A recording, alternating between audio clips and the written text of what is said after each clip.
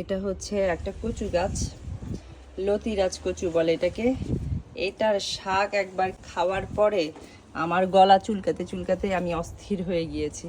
রান্না করার পরে পুরা পাতিল ছড়াই আমাকে ফেলে দিতে হয়েছে, মানে এত বিষাক্ত একটা কচুর শাক এটা।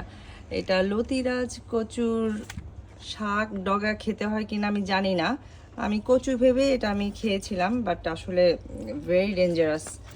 তো আমার এই যে লতি হয়েছে অনেক, মানে আমি কচু খাওয়ার পর এত ভয় পেয়েছিলাম যে লতিগুলা আসলে গলা চুলকায় কিনা।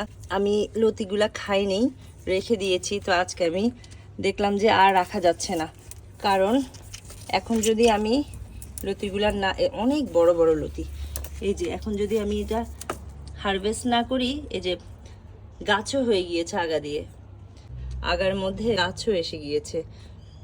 এটা খাওয়ার উপযুক্ত হয়ে গিয়েছে অনেক আগেই, বাট সময়ের অভাবে ভয়ে খাওয়া হয়নি। তো আজকে আমি সবগুলা লতি ছিঁড়ে ফেলবো, মানে উঠিয়ে ফেলবো, যে ধরার আগে না ছিঁড়ে যাচ্ছে, মানে কতটা কচি, কি নরম।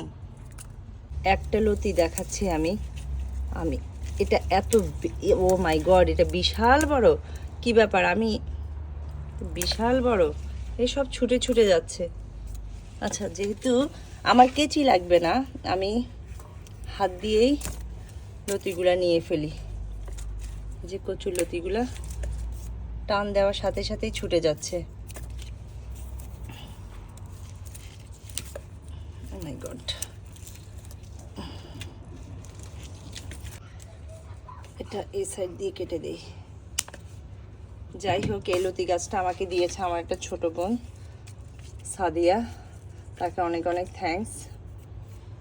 গাছটা ঠিক ওর বাসা থেকে এনেছি, একদম এতটুকু ছোট, এখন এই গাছটা এখন বিশাল বড় হয়ে গিয়েছে, মাশাল্লাহ। থাক, কচু খেতে পারি বা না পারি, লতিরাজ গাছ থেকে লতি খেতে পারবো, এটাই অনেক, আলহামদুলিল্লাহ।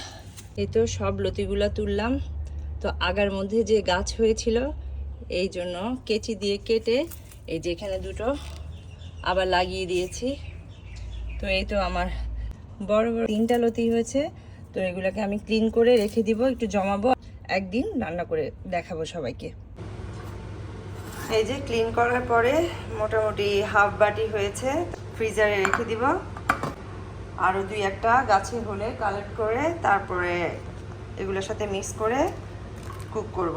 আসলে লতি চিংড়ি, তারপর লতি শুটকি খেতে অনেক মজা, স্পেশালি চিংড়ি মাছের সাথে তো অসাধারণ, আর এত সফট। এই যে আমার মনে হচ্ছে চুলায় দেওয়ার সাথে সাথে এগুলো গলে যাবে। যাই হোক, ক্লিন করতে কষ্ট হয়েছে, বাট বাগানের অর্গানিক ভেজি বলে কথা। এই ফ্লিপ ব্যাগে রেখে দিব ফ্রিজারে। এই যে